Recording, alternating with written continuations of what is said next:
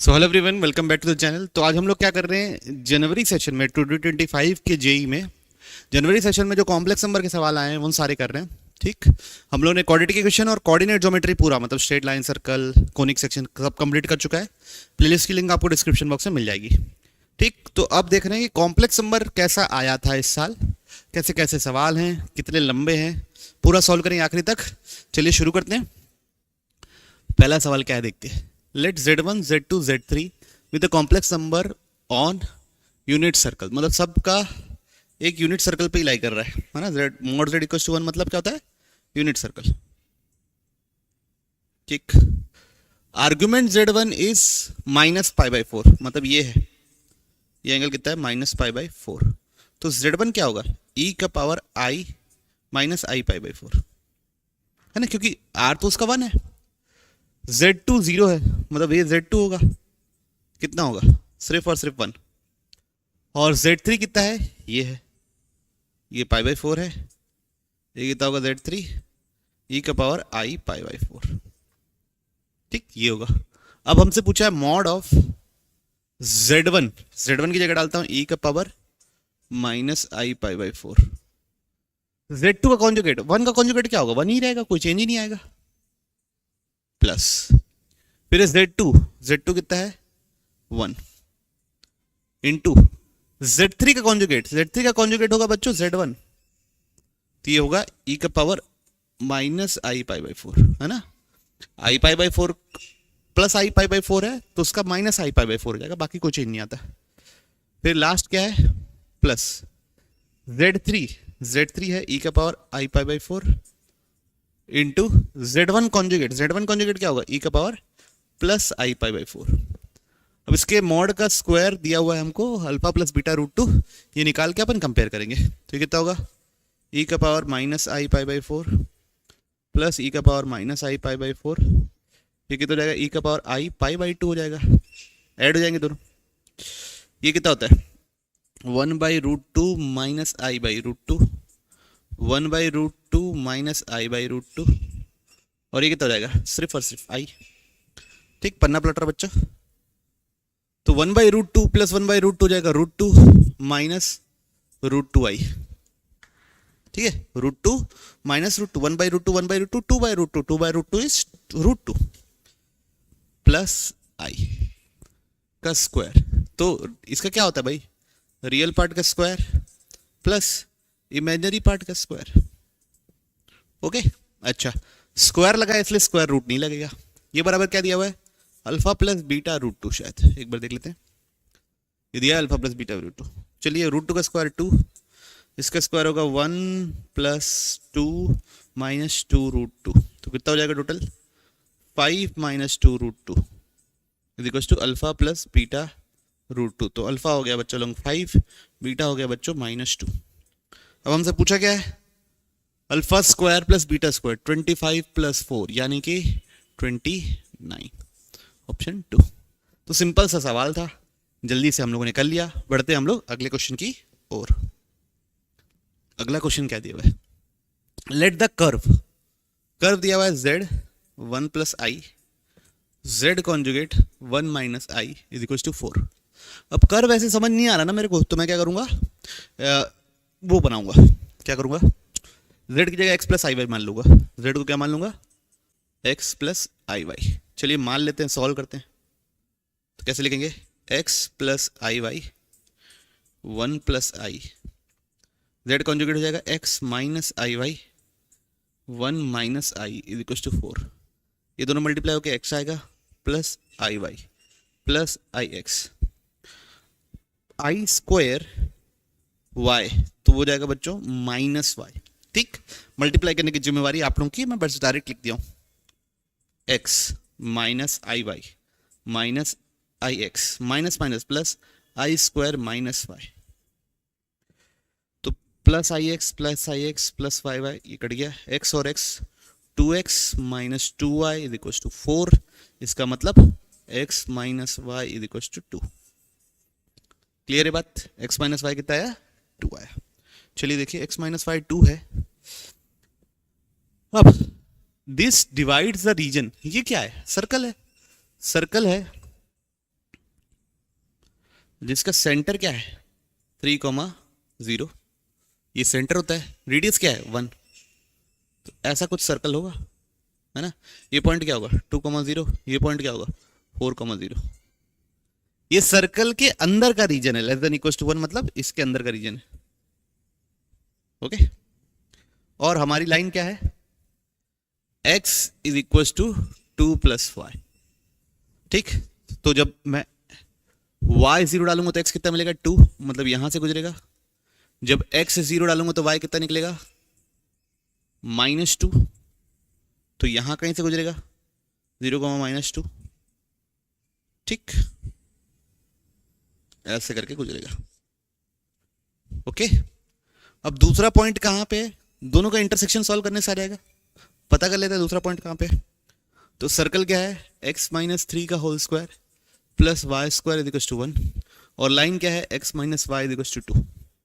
तो यहाँ से x क्या निकलेगा 2 + y, उसको यहाँ डाल देता है, तो 2 + y - 3 का whole square plus y square equal to 1, ये कितना हो जाएगा y - 1 का whole square plus y square equal to 1, तो कितना हो जाएगा y square plus 1 - 2y plus y square equal to 1, 1 से 1 कैंसिल, ये कितना हो गया बच्चा लोग 2y square - 2y equal to 1 is equal to 0।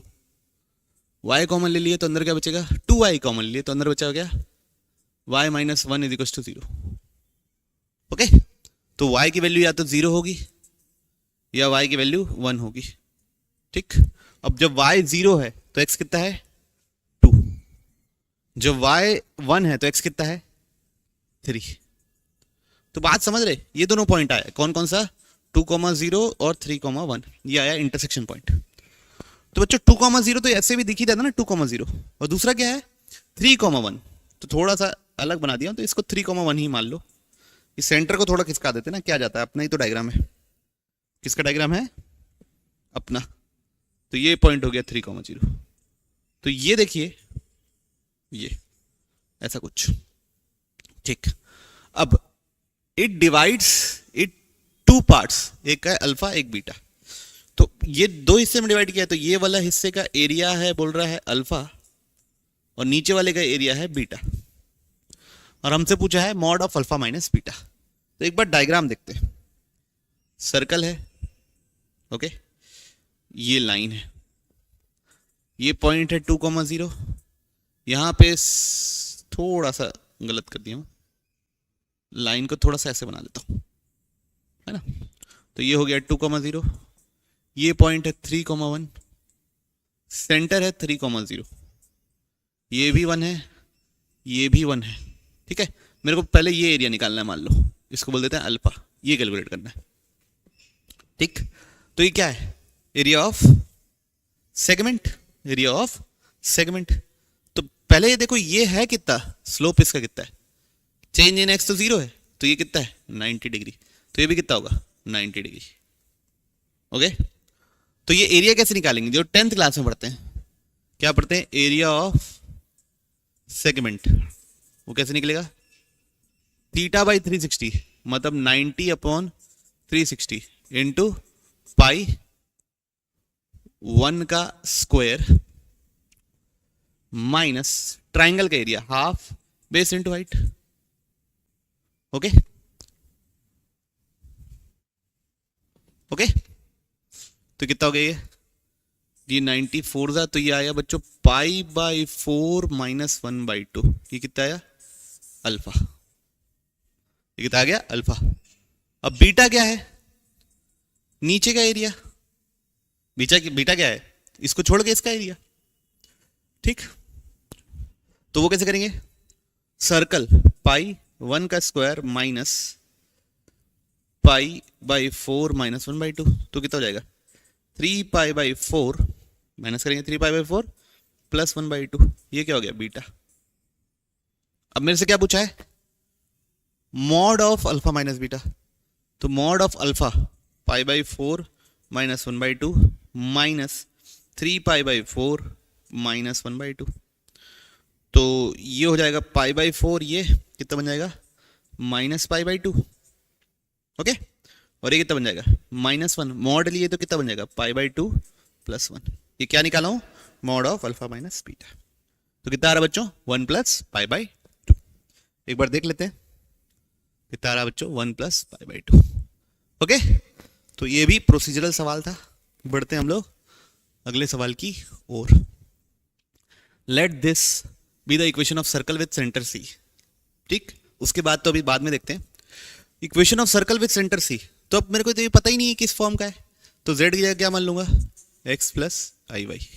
तो चलिए ऊपर क्या लिखा हुआ है z कॉन्जुगेट, मतलब x - iy - i अपॉन नीचे क्या होगा 2x - iy + i = 1/3। तो इसको 3 बोल दिए, 3 मॉड x - i कॉमन लेंगे तो बचेगा क्या y + 1 = i। यहाँ क्या आएगा 2x + i कॉमन ले लेंगे तो अंदर क्या बचेगा, ये बचेगा 1 - 2i। अब दोनों साइड स्क्वायर कर देते हैं, दोनों साइड क्या कर देते हैं स्क्वायर, तो ये 9 हो जाएगा। मॉड x i y + 1 का whole square = 2x + i 1 - 2i का होल स्क्वायर। अब मॉड का स्क्वायर करते हैं तो √a² + b² क्या हो जाएगा 9, बचेगा x² +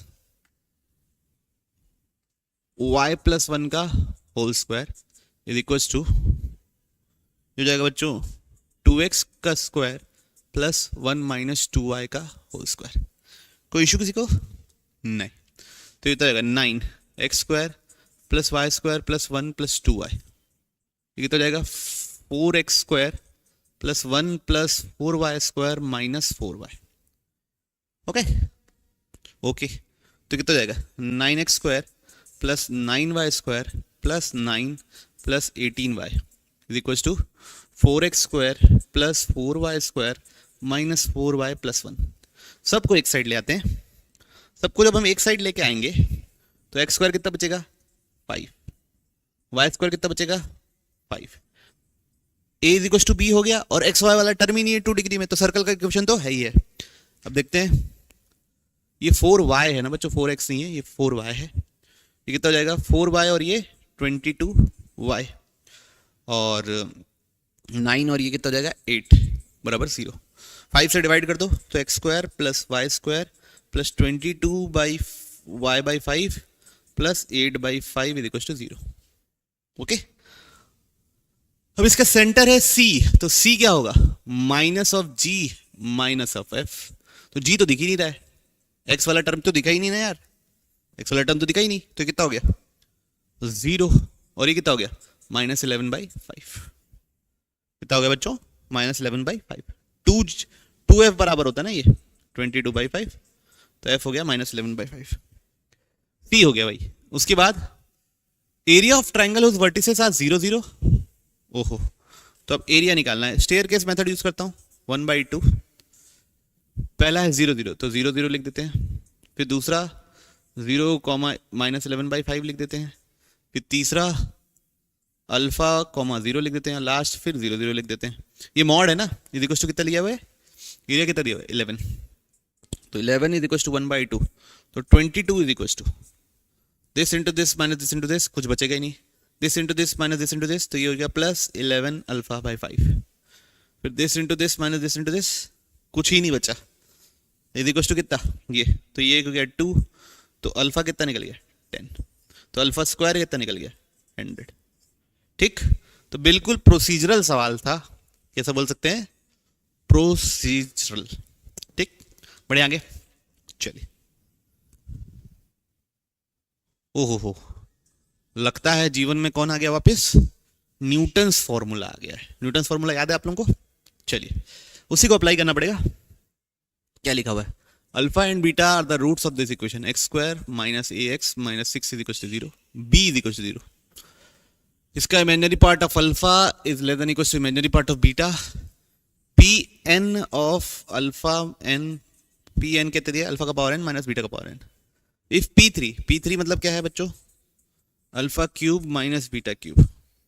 P4 क्या है बच्चों, अल्फा का पावर 4 - बीटा का पावर 4।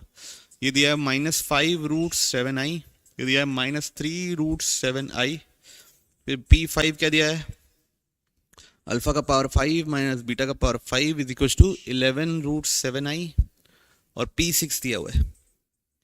अल्फा का पावर 6 माइनस बीटा का power 6 is equal to 45√7i।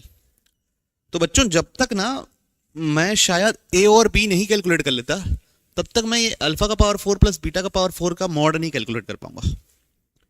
ठीक, ए और बी मतलब मेरे पास दो इक्वेशन होनी चाहिए, न्यूटन्स फॉर्मूला यूज करना है क्योंकि ये इस फॉर्म में ही रहनी चाहिए। तो हम क्या बोल सकते हैं, यहां पे अगर लगाऊं तो लिखूंगा P6 is equal to a P5 minus P4 is equal to 0। ये पहले में न्यूटन्स फॉर्मूला लगेगा जब n की वैल्यू अपन 6 मान लिए तब। ठीक, तो यहां से क्या लिखेंगे, P6 is equal to AP5 plus BP4। P6 क्या है, 45√7i is equal to a। P5 क्या है, 11√7i प्लस b। P4 क्या है, -3√7i। तो बच्चों सबसे पहले √7i कट गया, तो 45 is equal to 11a minus 3b, equation 1। अब एक इक्वेशन क्या बनेगी, जब हाईएस्ट को क्या लिख देंगे 5, तो क्या लिखेंगे P5 is equal to minus AP4 minus BP3 is equal to 0। P3 is equal to 0। अब क्या करेंगे, यहां से P5 लिखेंगे AP4 प्लस BP3। अब रख देते हैं, P5 कितना है 11√7i is equal to a। P4 कितना है a minus 3√7i plus BP3 कितना है, BP3 है माइनस 5√7i। तो √7i हो गया, तो 11 is equal to minus 3a minus 5b, equation 2। अब ये दोनों इक्वेशन को सॉल्व करके a और b निकाल लूंगा, क्वाड्रेटिक पता चल जाएगा, फिर अल्फा का पावर 4, फिर वो क्वाड्रेटिक का इक्वेशन पता चल जाएगा, क्वाड्रेटिक का क्वेश्चन बन जाएगा। चलिए देखते हैं कैसा है भाई। एक इक्वेशन है ये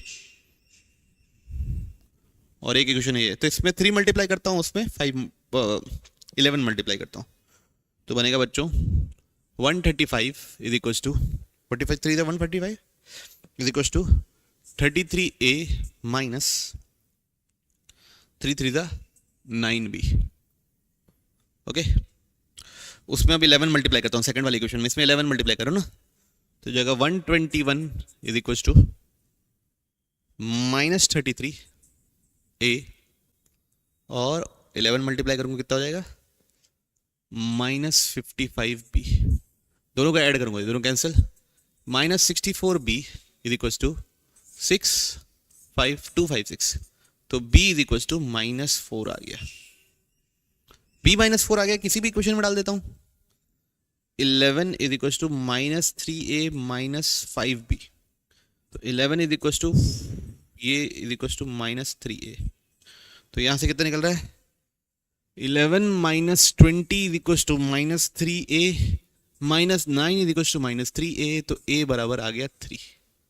a बराबर कितना आ गया बच्चा लोग 3। ओके, a बराबर है 3। चलिए ठीक है, a बराबर 3 है तो है। अब क्वाड्रेटिक बन गई, क्वाड्रेटिक क्या बन गई, x² minus 3x minus b है, माइनस b मतलब b की वैल्यू कितनी हो जाएगी माइनस b, तो कितना जाएगा +4 इज इक्वल टू 0। अब मेरे को अल्फा का पावर 4 प्लस बीटा का पावर 4 का मॉड पूछा है, तो हो जाएगा alpha square plus beta square का whole square minus 2 alpha square beta square. ये हो जाएगा बच्चों अल्फा प्लस बीटा का whole square minus 2 alpha beta का होल स्क्वायर। इसको अंदर वाले को चेंज किया ना, स्क्वायर वैसे ही रहेगा, माइनस 2 अल्फा बीटा का होल स्क्वायर। ठीक, कैलकुलेट करते हैं, चलिए देखिए ये कितना हो जाएगा,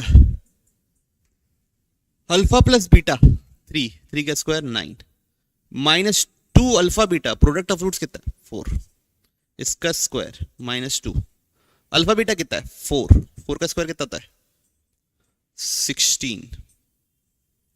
ओके, 4 का स्क्वायर कितना होता है 16, तो ये कितना जा रहा है 2 अल्फा स्क्वायर 4 का स्क्वायर 16। हाँ सही तो लिखा हूं। तो ये हो गया बच्चों, ये 1 का स्क्वायर होता है 1 माइनस 32 यानी कि 31। कितना आंसर बच्चों? 31। ऑप्शन है? नहीं है। ऑप्शन आंसर होना चाहिए 31। ठीक है, फिर भी एक बार चेक करके बताइएगा कि 31 आ रहा है कि नहीं आ रहा है। ओके, बढ़ते हम लोग अगले सवाल की ओर। क्या लिखा हुआ बच्चों? If the number of complex number satisfying z equal to 1 and this, मतलब इस इक्वेशन को कितने कॉम्प्लेक्स नंबर सेटिस्फाई कर सकते हैं उसका नंबर बताना है, सॉल्यूशन ही निकालना। मॉड z बराबर 1, इसका मतलब z इंटू जेड कॉन्जुगेट बराबर 1। चलिए ठीक है, ये भी बराबर 1 है, तो z upon mod z conjugate का square z conjugate upon z is equal to 1।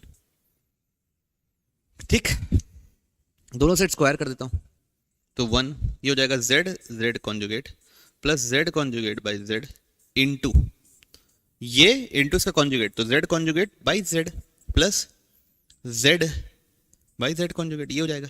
दोनों को मल्टीप्लाई करते हैं, दिस इंटू दिस क्या मिलेगा 1, दिस इंटू दिस क्या मिलेगा z कॉन्जुगेट का square divide by z square, this into this क्या मिलेगा z square by z conjugate का स्क्वायर, और दिस इंटू दिस क्या मिलेगा 1 इज इक्वल टू 1, तो 1 से 1 कैंसिल, तो ये बन गया बच्चों 1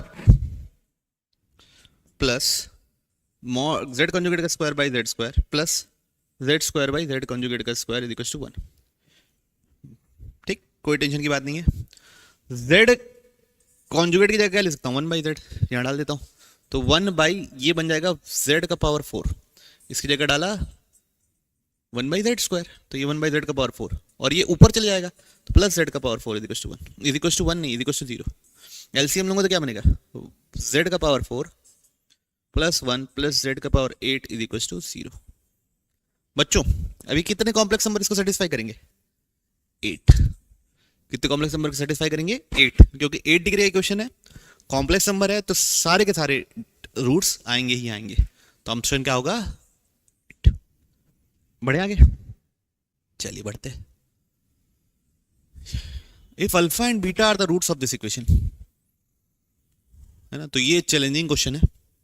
क्या क्वेश्चन है? चैलेंजिंग।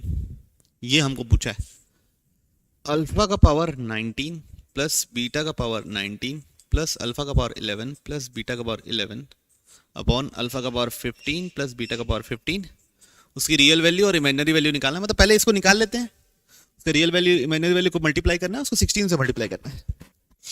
ठीक, तो लग तो रहा है न्यूटन्स फॉर्मूला लगेगा, लेकिन न्यूटन्स फॉर्मूला में एक एक या दो दो का डिफरेंस रहता है, ये तो बहुत ज़्यादा 4 4 का डिफरेंस है। फिर भी क्या करते हैं, इन दोनों को साथ में रखते हैं, अल्फा का पावर 19 प्लस अल्फा का पावर 11 प्लस बीटा का पावर 19 प्लस बीटा का पावर 11 डिवाइड बाई अल्फा का पावर 15 प्लस बीटा का पावर 15। ठीक है, अब मैं क्या चाह रहा हूं कि अल्फा का पावर 15 और बीटा का पावर 15 ऊपर बने, ताकि हम कुछ कैंसिल आउट कर सकें। क्या कर सकते हैं, इन दोनों में अल्फा का पावर 15 कॉमन ले लिया, तो अंदर क्या बचेगा अल्फा का पावर 4 प्लस 1 बाई अल्फा का पावर 4। यहां पे बीटा का पावर 15 कॉमन लिया, तो बचेगा बीटा का पावर 4 प्लस 1 बाई बीटा का पावर 4 अपॉन अल्फा का पावर 15 प्लस बीटा का पावर 15। जब तक अब ये नहीं पता चलेगा तब तक हम सॉल्व ही नहीं कर पाएंगे आगे। ठीक, तो इसको यहां छोड़ देता हूं इक्वेशन 1 बना के। ठीक, अल्फा का पावर 4 प्लस बीटा का पावर 4 कैलकुलेट करना है, फिर उसके बाद वापस आने की कोशिश करनी है। ओके, चैलेंजिंग क्वेश्चन है बच्चों, एकदम ध्यान से कीजिएगा। तब मेरे पास इक्वेशन क्या है 2z square minus 3z minus 2i is equal to 0।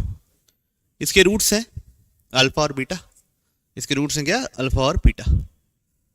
तो पहले मैं क्या करता हूं 2z, इस पूरे इक्वेशन को 2z से डिवाइड कर देता हूं। किससे डिवाइड कर दे रहा हूं 2z से, तो बन जाएगा z minus 3/2 minus i by z is equal to 0। तो z minus i by z is equal to 3/2। अब अल्फा इसका रूट है, मतलब alpha minus i by alpha is equal to 3/2। अब दोनों साइड, अब मैं यहां से कोशिश करूंगा कि अल्फा का पावर 4 प्लस 1 बाई अल्फा का पावर 4 निकाल सकूं। ये मेरा क्या रहेगा बच्चों प्रयास। दोनों साइड स्क्वायर कर देता हूं, तो इधर मिलेगा 9/4 ये मिलेगा ए स्क्वायर प्लस बी स्क्वायर, तो -1/α का होल स्क्वायर हो जाएगा। समझ में आ रहा बात? क्यों होगा ऐसा? प्लस आएगा ए स्क्वायर प्लस बी स्क्वायर, तो प्लस आएगा आई स्क्वायर का, लेकिन -1 आएगा, इसलिए ये हो जाएगा -2 α तो -2 आ जाएगा। तो यहां से क्या निकल रहा है? Alpha square -1/α square is equal to 9/4 + 2i। फिर स्क्वायर कर दो साले को, तो ये कितना हो जाएगा? अल्फा का पावर 4 प्लस 1/α का पावर 4 -2 हो जाएगा, हो रहा है। ये कितना हो जाएगा? 81/16 -4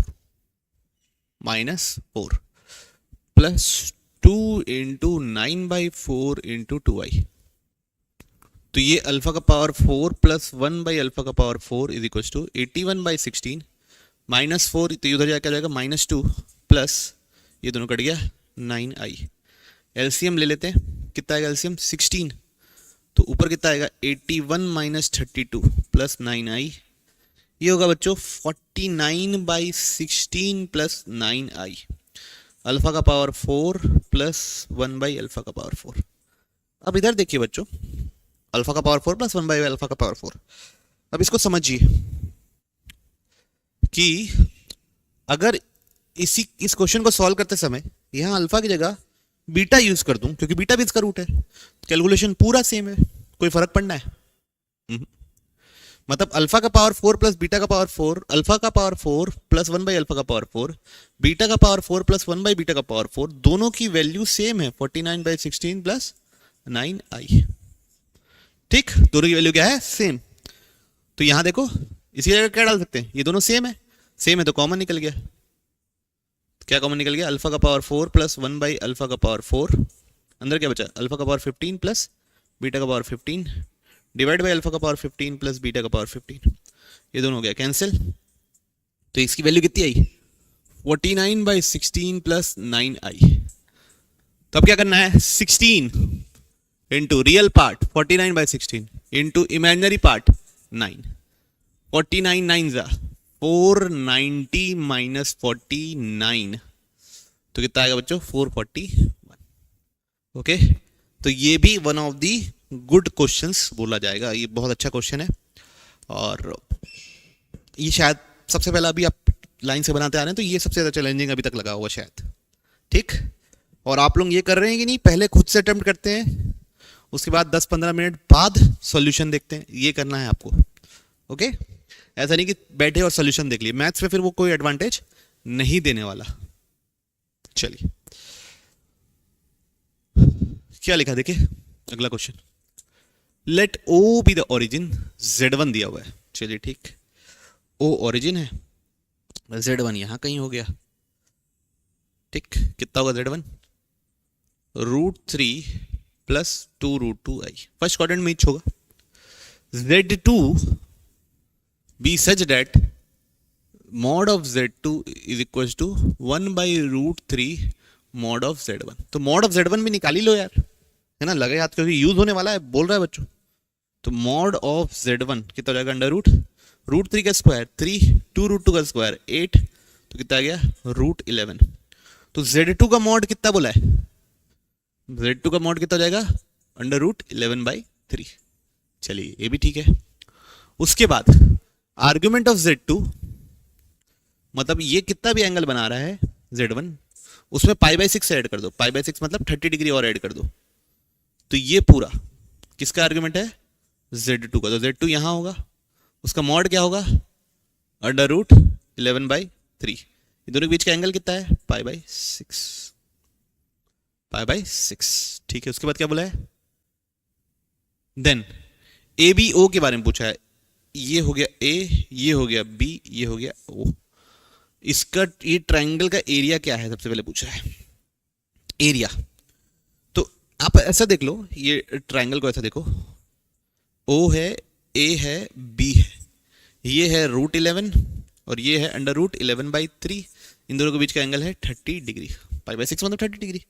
एरिया क्या होता है सबको पता है, हाफ AB sin थीटा। दोनों के बीच का एंगल पता है ना, हाफ AB sin थीटा लग जाएगा ना, लगेगा। तो कितना होगा, हाफ √11 इंटू √11/3 इंटू साइन 30। तो ये हो जाएगा, इन दोनों का मिला के 11√3/2, साइन 30 की वैल्यू होती है 1/2, तो 11/√3 4√3, ये हो जाएगा एरिया 11/4√3। देखिए कोई ऑप्शन है, नहीं नहीं, दोनों नहीं है, तो ये भी गया और ये भी गया। अब ये आइसोसेलेस है, ऑब्ट्यूज है, क्या है ये पता करना है। आइसोसेलेस, उसके लिए बच्चों मेरे को ये दोनों साइड तो बराबर है नहीं, कौन से, ये और ये बराबर नहीं, क्या पता ये और ये बराबर हो, तो उसके लिए क्या करते हैं, इसको बोल देता हूँ ए, इसको बोल देता हूँ बी, इसको बोल देता हूँ सी, कोसाइन रूल लगा लेते हैं। तो क्या लगेगा, सी स्क्वायर बराबर A square plus B square minus 2ab cos of angle between them. A square √11 square 11/3 minus 2 into √11 into √11/√3 into cos 30 की वैल्यू क्या है, √3/2।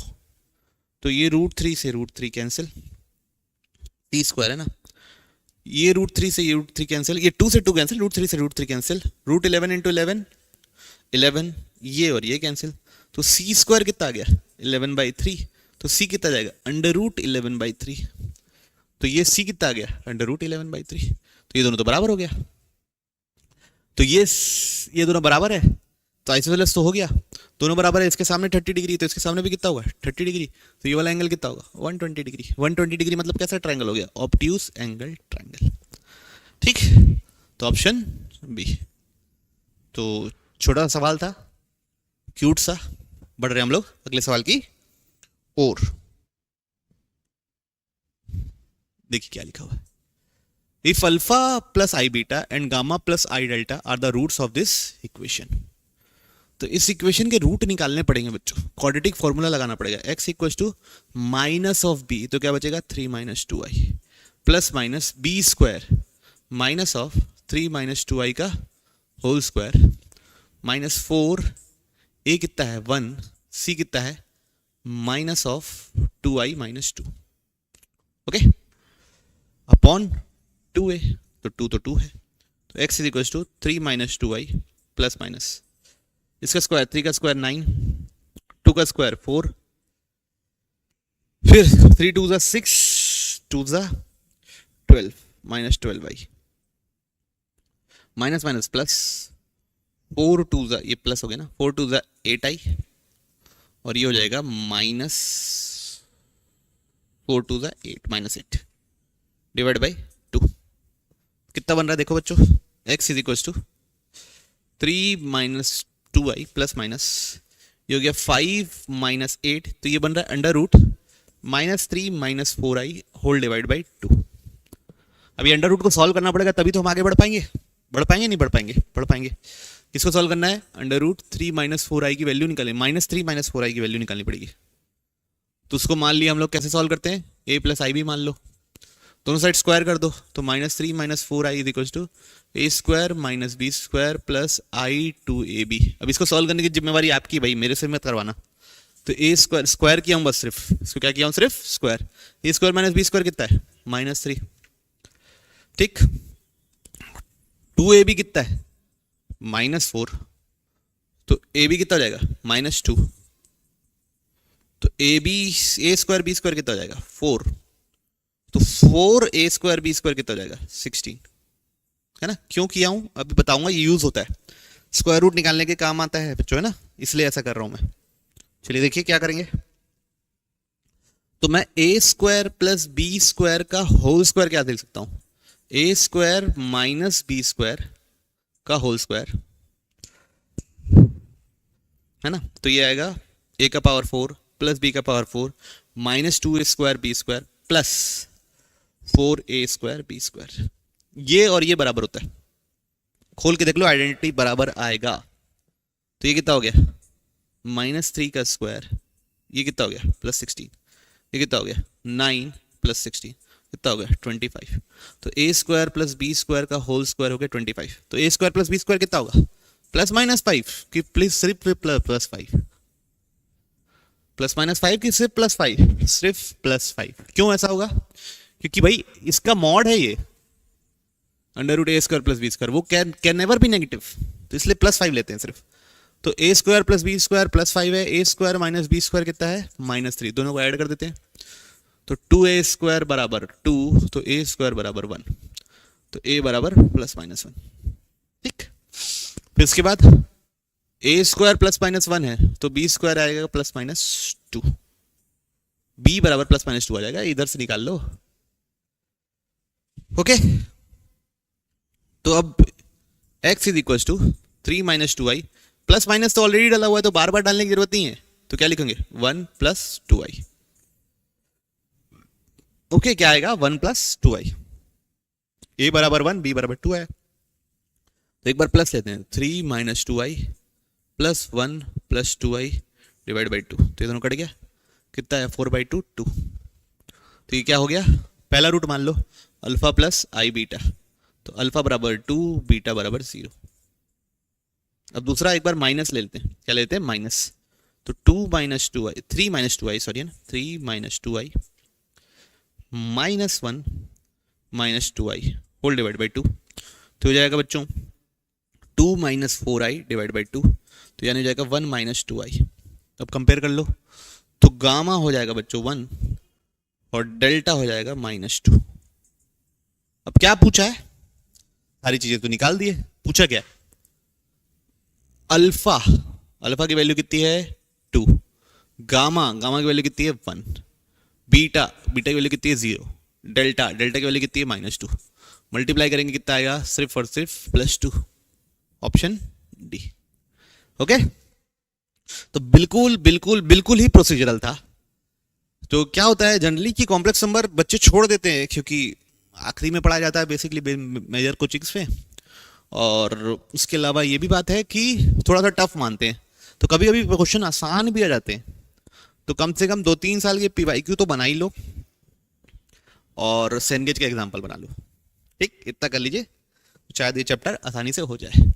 नेक्स्ट क्वेश्चन देखते हैं क्या लिखा हुआ है, मॉड ऑफ z -8 - 1, मतलब एक सर्कल का एक लोकस है जिसका सेंटर कितना है x में 8, y में 2, 8,2 उसका सेंटर है और रेडियस कितना है उसका 1, तो ऐसे बना देते हैं। ठीक है, ये सर्कल हो गया। फिर दूसरा सर्कल क्या है, z2 माइनस कॉमन ले लूंगा तो 2 - 6i, तो ये कितना है x में 2, x में +2, y में -6, तो यहाँ कहीं होगा 2 - 6, और उसका रेडियस कितना है, इस बार रेडियस इसका है 2। ठीक, तो दो सर्कल दिया हुआ है, then the minimum value of z1 - अरे भाई दोनों कर्व के बीच का मिनिमम डिस्टेंस निकालना है, तो minimum distance will be along normal, तो ये जो डिस्टेंस है वो मिनिमम डिस्टेंस होगा, ये रेडियस है 1, ये रेडियस है 2, तो हम क्या करेंगे दोनों के सेंटर्स के बीच का डिस्टेंस निकालेंगे, उसमें से r1 और r2 माइनस कर देंगे, distance between both centres minus r1 + r2, ये होगा मिनिमम डिस्टेंस। क्यों, मिनिमम डिस्टेंस अलोंग नॉर्मल होता है, नॉर्मल सेंटर से गुजरता है, फिर उस दोनों से रेडियस घटा दोगे तो डिस्टेंस निकल जाएगा दोनों के सर्कल के बीच का, है ना। तो क्या होगा, ये हो जाएगा अंडर रूट दोनों के x का स्क्वायर 6 का स्क्वायर, दोनों के y का स्क्वायर 8 का स्क्वायर। ठीक है, -8 का स्क्वायर होगा, बाकी तो ठीक है, -6 का स्क्वायर -8 का square, r1 + r2 2 + 1 is equal to minimum distance. ये कितना हो जाएगा 10 - 3 is equal to minimum distance, तो ये कितना हुआ 7 बराबर मिनिमम डिस्टेंस। बस देखिए इतना छोटा सा है, तो मैं यही बोला इस चैप्टर को छोड़ना बिल्कुल नहीं है। कभी कभी कठिन क्वेश्चन तो किसी भी चैप्टर से उठ के आ सकता है और आसान क्वेश्चन भी किसी भी चैप्टर से उठ के आ सकता है। चलिए बढ़ते हैं हम लोग अगले सवाल की ओर। लेट द इंटीजर्स a, 3 -3 और 3 के बीच में a + b is not equal to 0। तो भी इंटीजर है -3 से 3 और a + b 0 नहीं होना चाहिए। Then the number of possible ordered pairs of a, b such that mod of z - a is equal to mod of z + b, मतलब इन दोनों का मॉड्यूलस बराबर होना चाहिए। ऐसे कितने z a और b का पेयर हो सकता है, z इस इक्वेशन को सेटिस्फाई करता है। बच्चों सबसे पहले z यहाँ से निकालना पड़ेगा इस इक्वेशन से, फिर यहाँ डालना पड़ेगा, फिर देखना पड़ेगा कितने ऑर्डर पेयर इसको सेटिस्फाई करते हैं, और ये क्यूब रूट ऑफ यूनिटी है। चलिए पहले सॉल्व करते हैं। तो z + 1 omega omega square omega z plus omega square 1, omega square 1 z plus omega is equal to क्या लिखा है 1।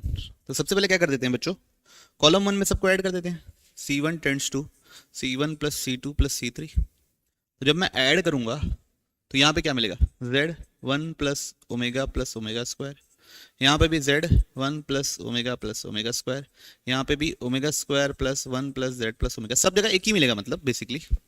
सेकेंड कॉलम क्या है, omega z plus omega square 1, omega square 1 z plus omega is equal to कितना 1।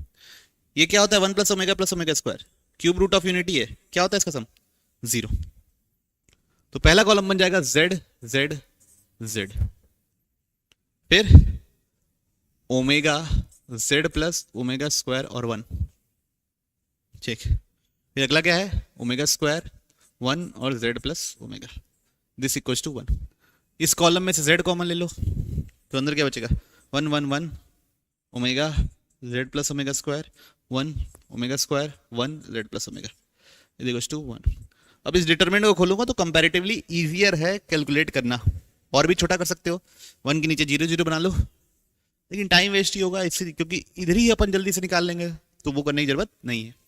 तो Z तो सबसे बाहर है, 1 के साथ क्या मल्टीप्लाई होगा Z plus omega square into Z plus omega -1, ठीक है, ये 1 के साथ मल्टीप्लाई हो गया। फिर माइनस ओमेगा के साथ क्या मल्टीप्लाई होगा Z प्लस ओमेगा -1, है ना, this into this minus this into this, plus omega square के साथ क्या मल्टीप्लाई होगा 1 minus Z plus omega square. चलिए अब इसको this is equal to but, है ना, अब इसको कैलकुलेट करने की कोशिश हम कर रहे हैं।